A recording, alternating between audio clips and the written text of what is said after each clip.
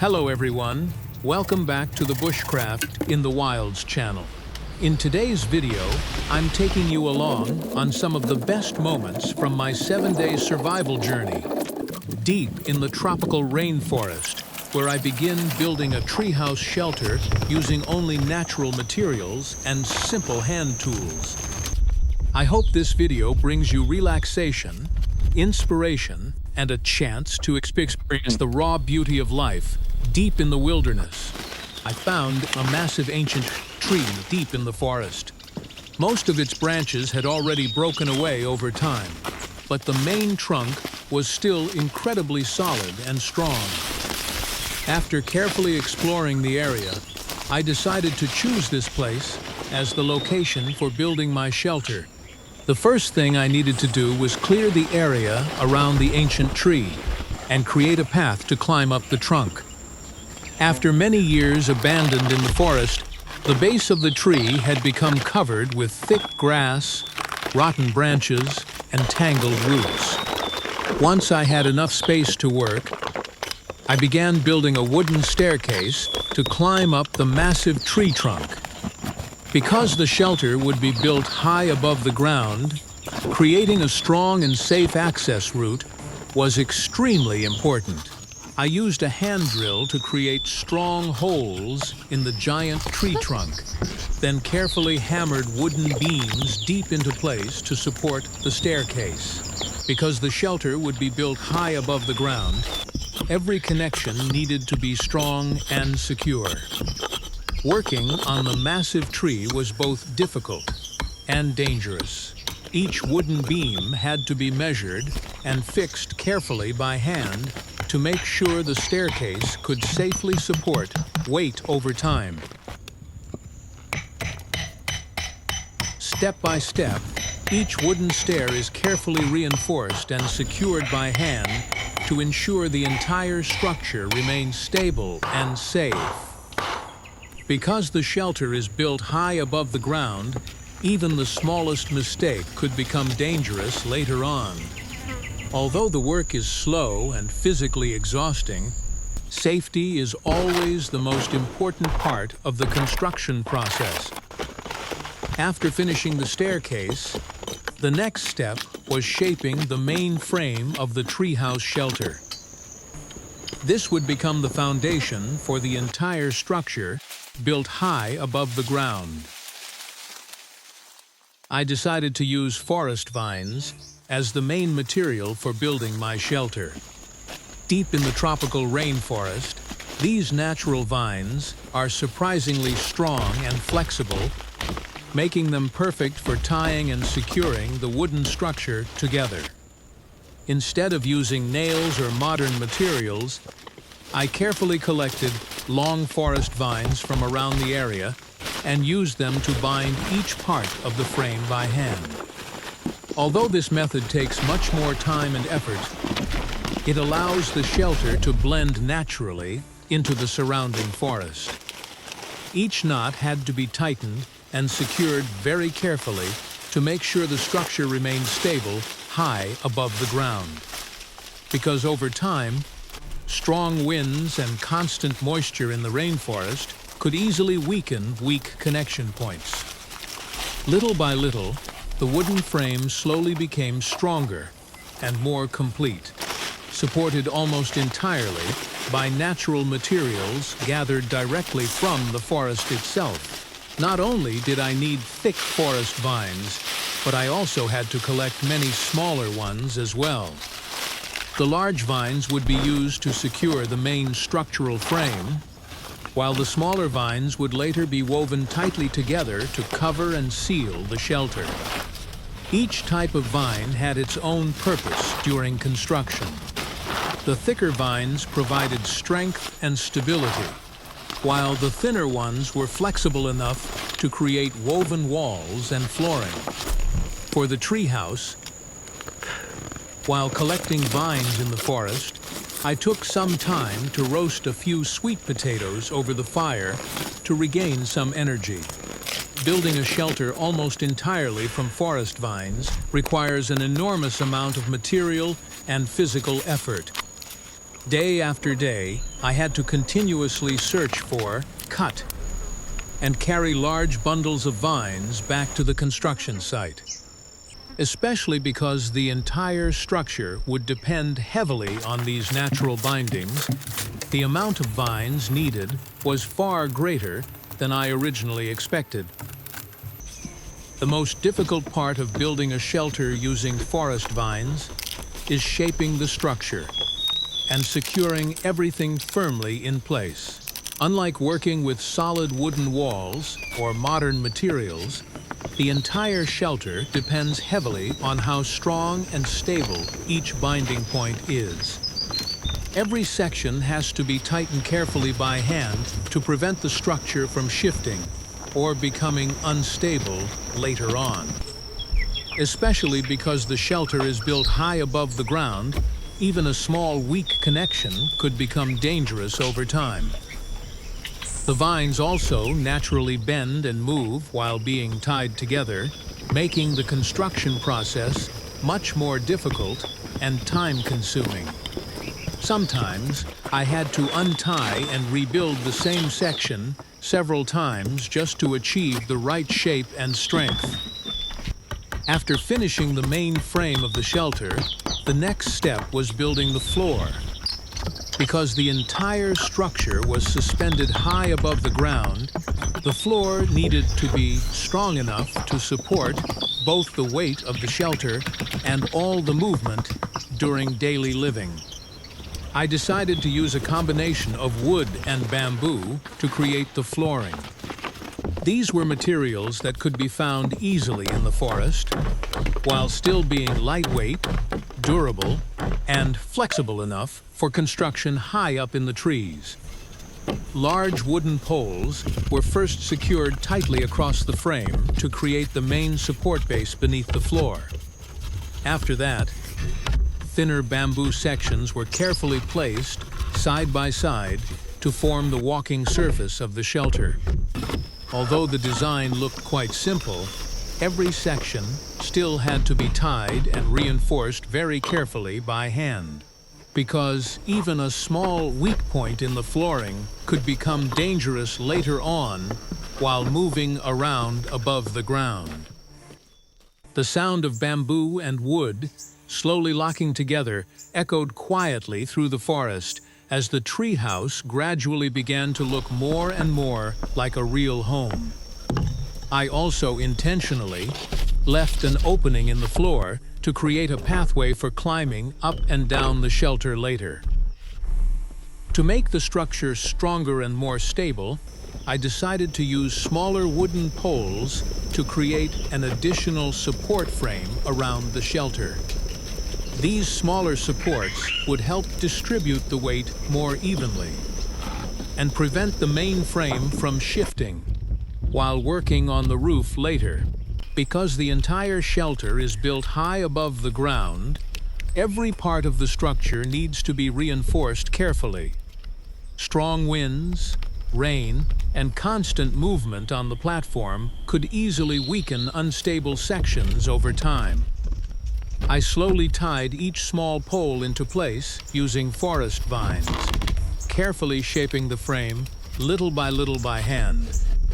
Although the pieces looked simple, they played a very important role in strengthening the overall structure of the treehouse. Once the support frame became more solid, building the roof above would become much safer and easier, especially when carrying heavy materials and working at height deep inside the tropical rainforest. To build the roof, I couldn't simply hang on to the walls or work while balancing on the frame. The structure was already several meters above the ground, making every movement much more dangerous and physically exhausting. Because of that, I first had to build a temporary scaffolding system around the shelter to create a safer and more stable working platform. Without proper support, even a small mistake while working at height could easily lead to serious injury. Using logs and smaller wooden poles collected from the forest, I slowly assembled the scaffolding piece by piece around the treehouse frame.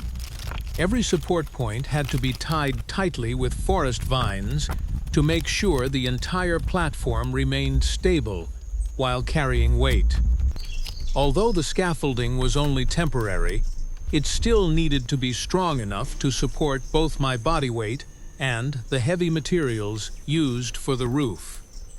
After finishing the support platform, I finally began shaping the roof structure above the shelter. Similar to the walls and flooring, the roof was also made from many small wooden poles tied closely together by hand. Each small branch and wooden piece had to be arranged carefully to create a balanced roof frame, because later on, this structure would carry the full weight of the roofing materials while protecting the shelter from heavy tropical rain. Working high above the forest floor under the heat and humidity of the jungle made the process even more difficult. But little by little, the roof frame slowly began taking shape above the giant ancient tree.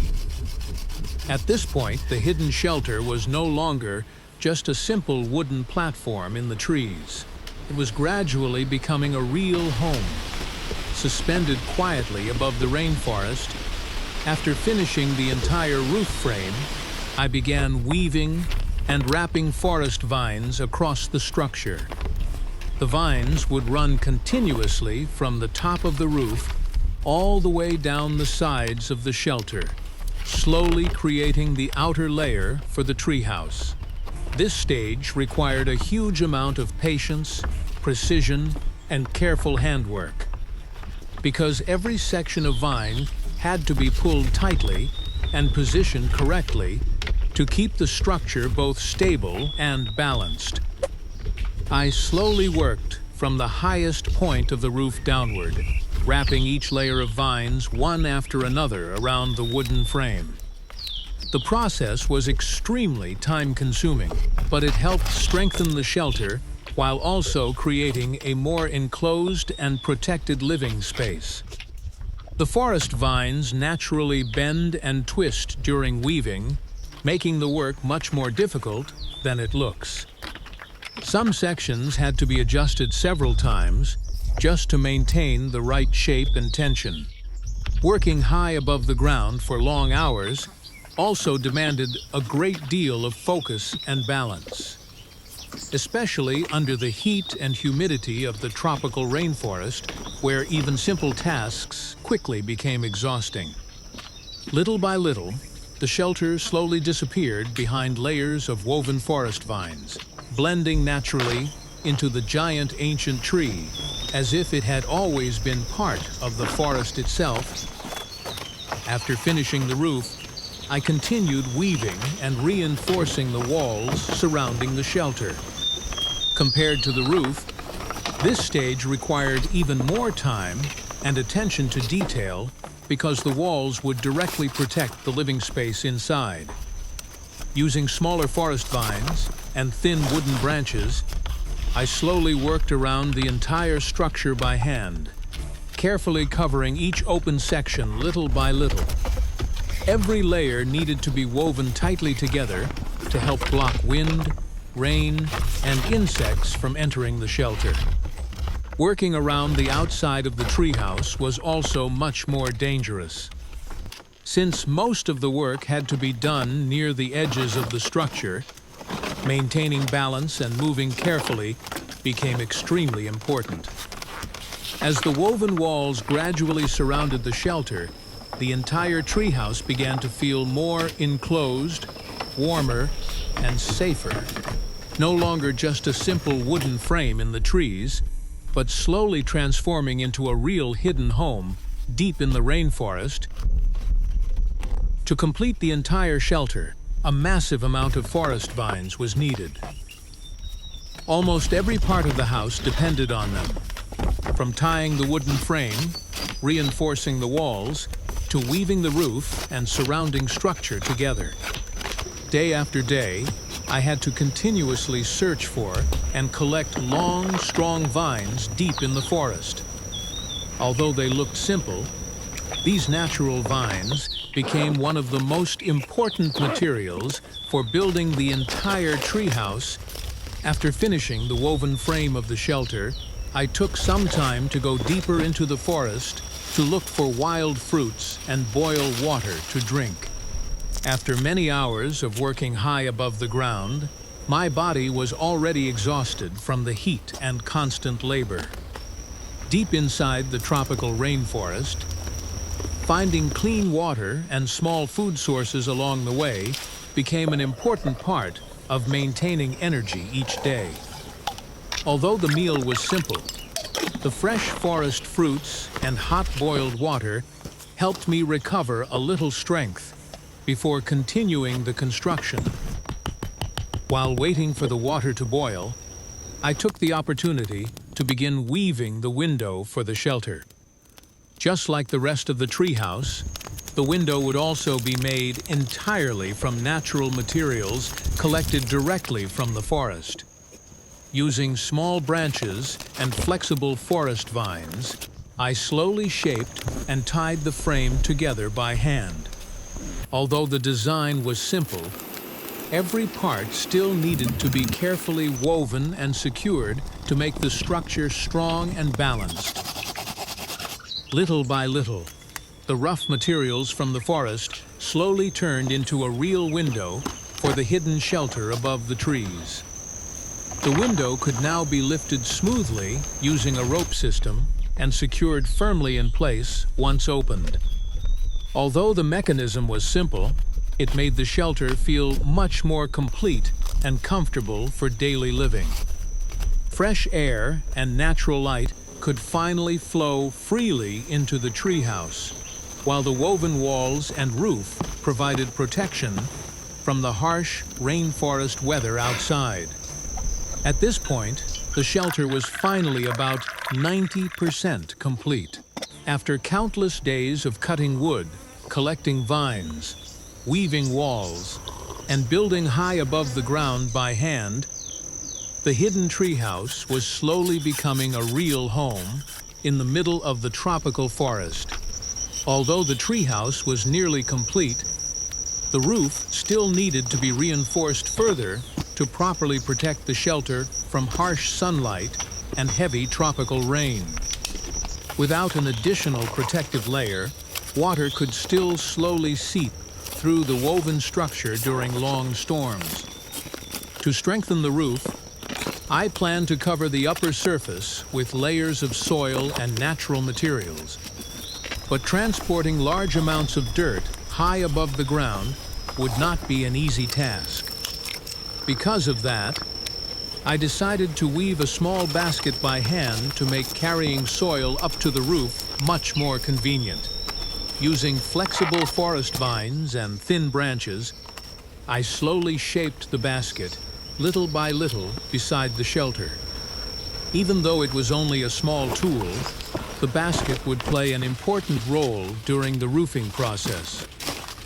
Carrying soil by hand repeatedly up the staircase would waste an enormous amount of time and energy. To make the roof more waterproof and durable, I decided to collect wet mud from the stream and spread it across the top of the shelter. The thick layer of mud would help seal the woven roof structure, reducing gaps where rainwater could leak through during heavy storms. Using the handmade basket, I slowly carried load after load of mud up to the roof by hand. A tiring and time-consuming process, especially while climbing repeatedly between the ground and the treehouse. The wet mud was then carefully spread across the roof surface, little by little covering the woven layers beneath it. Once dried, the mud would create a much stronger protective layer against both rain and heat from the tropical sun. Although the work was exhausting, the shelter slowly began to look more solid and complete, blending naturally into the giant tree as if it had grown there with the forest itself. After covering the roof with layers of wet mud, I realized that once the soil dried under the tropical heat, it could begin to crack and reduce the roof's ability to block rainwater over time. To solve that problem, I decided to collect small plants and patches of grass from the forest and carefully replant them across the surface of the roof. The roots of these plants would help hold the soil together naturally, preventing the mud layer from drying out and breaking apart too quickly. Little by little, the roof slowly began turning green with living plants, not only helping the structure blend naturally into the surrounding forest, but also creating an extra layer of insulation against heat from the sun. As the vegetation grew, the roof became cooler, stronger, and more stable over time. During heavy tropical rain, the roots and moist soil would help absorb water more effectively while reducing erosion on the roof surface. From a distance, the shelter almost disappeared into the giant ancient tree itself. Covered in soil, grass, and forest plants, it no longer looked like a man-made structure, but more like a natural part of the rainforest. It was incredible to see how simple materials from the forest, mud, vines, wood, and living plants could slowly transform into a strong and sustainable home high above the ground.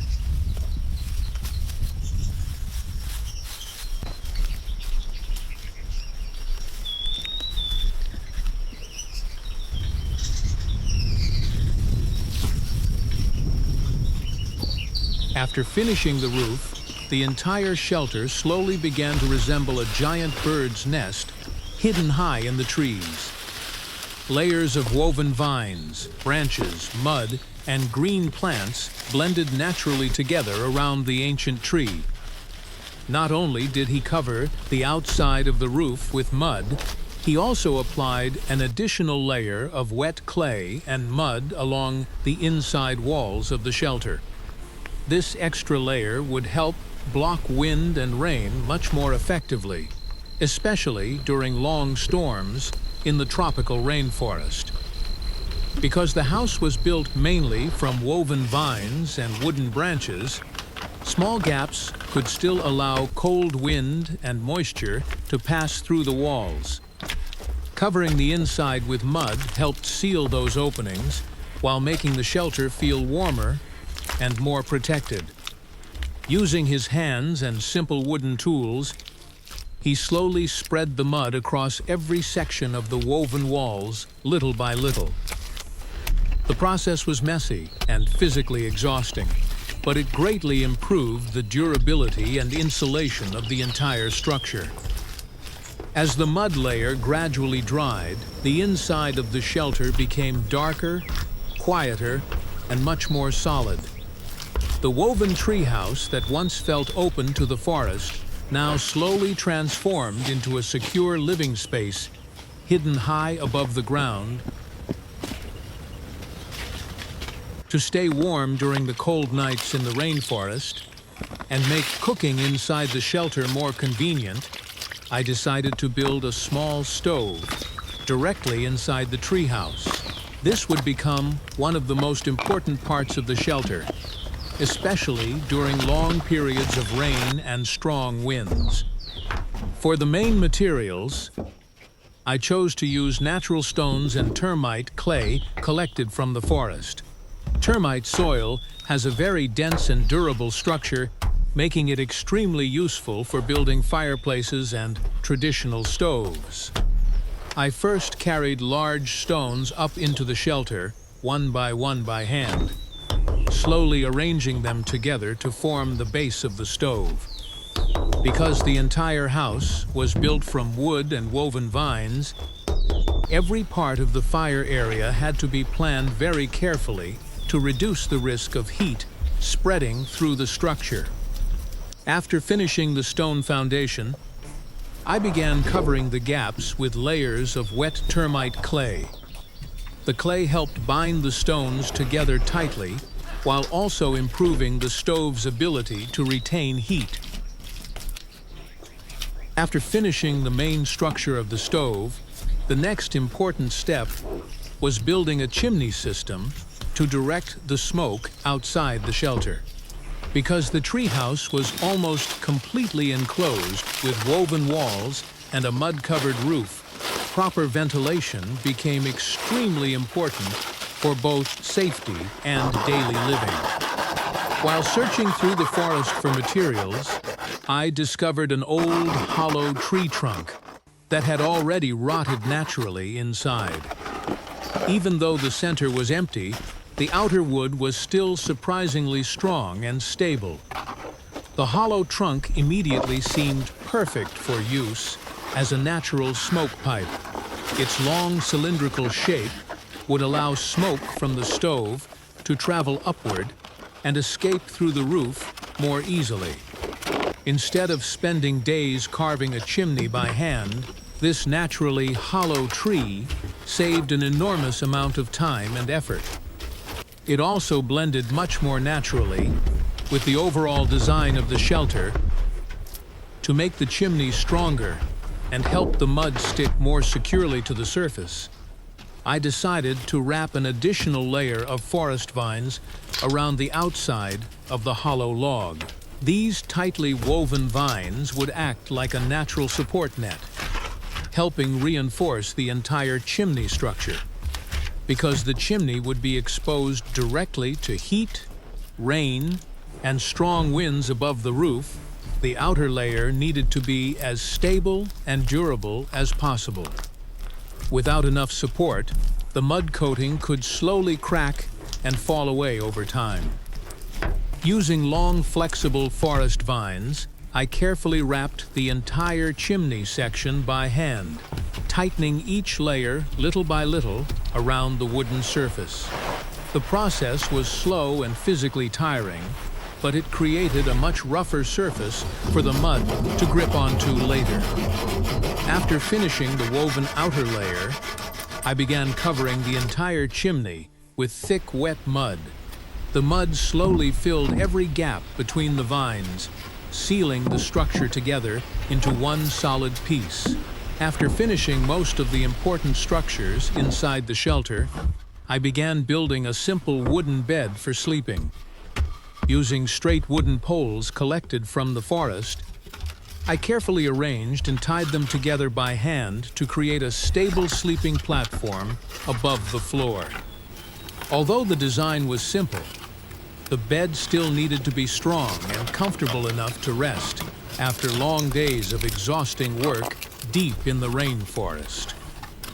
Little by little, the rough wooden frame slowly started to feel more like real furniture inside the treehouse. At the same time, I also completed the final protective door covering the climbing entrance below the shelter. Because the treehouse was surrounded by wild forest, having a secure barrier at night was extremely important. Using thick wooden pieces and woven vines, I created a strong cover that could be closed tightly from inside the shelter. This would help prevent wild animals from climbing up during the night, while also making the treehouse feel much safer and more enclosed. As the final pieces slowly came together, the hidden shelter no longer looked like a temporary survival structure. With a roof, windows, stove, sleeping area, and protective entrance, it was gradually becoming a real home high above the tropical rainforest. At this point, I can finally say that the treehouse is 100% complete. Standing inside a place that I built with my own hands over many months deep in the rainforest, it still feels almost unreal to me. From the very beginning, there was nothing here except an old ancient tree hidden in the tropical forest. I started this project with only a few simple tools, an idea in my mind, and the determination to create a real shelter in the wilderness. There were many moments when I honestly thought I would never be able to finish this structure. Days of heavy rain, endless trips carrying wood, mud, and forest vines up into the trees, and long, exhausting hours working alone deep in the jungle until dark. Some days my body felt completely exhausted. My hands were covered in scratches from vines and rough wood. But the next morning, I still came back and continued working. Because little by little, I could see the shelter slowly taking shape in front of me. Now that everything is finally complete, from the green roof, the stove, the chimney, and the wooden bed, to every woven wall and handmade window, I realize that the most valuable part of this journey is not only the house itself, but everything I went through to build it. I love sitting quietly inside the shelter in the evening, listening to the wind moving through the giant trees, the sounds of birds and insects surrounding the forest, while the fire inside the stove keeps the entire space warm and peaceful. Everything here was built by hand. Every wooden beam, every knot, every layer of mud on the roof represents countless days of hard work deep in the rainforest. And maybe that is what makes this place feel more special than any other home. From a distance, the shelter almost disappears into the forest itself, like a giant bird's nest hidden among the branches, covered with vines, mud, and living plants. I never imagined that, using only natural materials from the forest and my own two hands, I could create a place like this. At this point, this shelter no longer feels like just a survival project. It feels like a part of my memories, a part of my time and effort left quietly in the middle of the tropical rainforest. And perhaps the thing that makes me happiest is simply being able to sit inside a home I built myself, surrounded by peaceful nature, after everything I have gone through to complete it. To prepare for tonight's dinner, I decided to head down to the stream and catch a few crabs. After many exhausting days of building and working high above the ground, a warm meal in the middle of the forest felt more valuable than ever. Using simple handmade tools, I slowly searched along the rocks and muddy edges of the stream, carefully checking small holes and shaded areas where crabs usually hide. These are golden forest crabs, a species known for being extremely rich and flavorful. They are usually found only in deep, untouched rainforest areas where the streams remain clean and the environment is still completely wild. Because they live in remote forest streams, these crabs are much harder to find than ordinary crabs near villages or rivers. But their meat is sweeter, firmer, and considered a special food source deep in the jungle. Because it was the dry season, the water level in the stream had dropped significantly. Many sections of the creek became shallow and clear, making it much easier to spot crabs and small fish hiding beneath the rocks. During this time of year, food sources around the stream become more concentrated in smaller pools of water. That made searching and catching crabs far easier compared to the rainy season, when strong currents and muddy water hide everything beneath the surface. Before long, I had already gathered enough food for tonight's dinner. Deep in the rainforest, survival often means learning to appreciate whatever nature provides each day. Out here, you don't always have the luxury of choosing what you want to eat.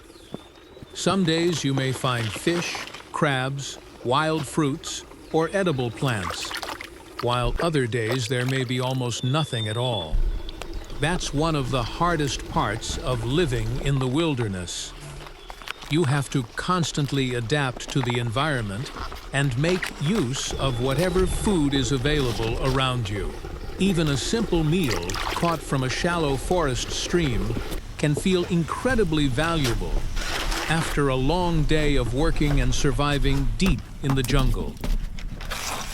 The fish and crabs were carefully wrapped in large forest leaves before being placed directly over the fire to roast slowly. As the heat spread through the leaf wrapping, the fresh smell of seafood and smoke gradually filled the entire shelter. The natural leaves helped keep the meat moist while cooking, allowing the sweetness of the fish and crabs to remain inside. Little by little, the outer leaves began to darken and release a rich, smoky aroma into the cool night air of the rainforest. After a long day of building and working deep in the jungle, even a simple meal like this felt incredibly satisfying. The crab meat was soft, rich, and naturally sweet, while the fish became tender and full of flavor after slowly roasting over the fire. Sitting inside the completed treehouse, beside the warm stove and listening to the sounds of the forest outside, the entire place finally felt peaceful and alive. The fire crackled quietly in the corner of the shelter, warm smoke drifted slowly through the chimney, and the cool night wind moved gently through the trees surrounding the house. After countless days of hard work, exhaustion, rain, and long hours alone in the forest, this simple dinner somehow became one of the most rewarding moments of the entire journey. A hidden home above the rainforest, built entirely by hand, surrounded by nature, and finally complete. Thank you everyone for watching and supporting my journey. I hope this video brought you moments of peace, relaxation, and inspiration from the beauty of life in the wild. See you again in the next adventure.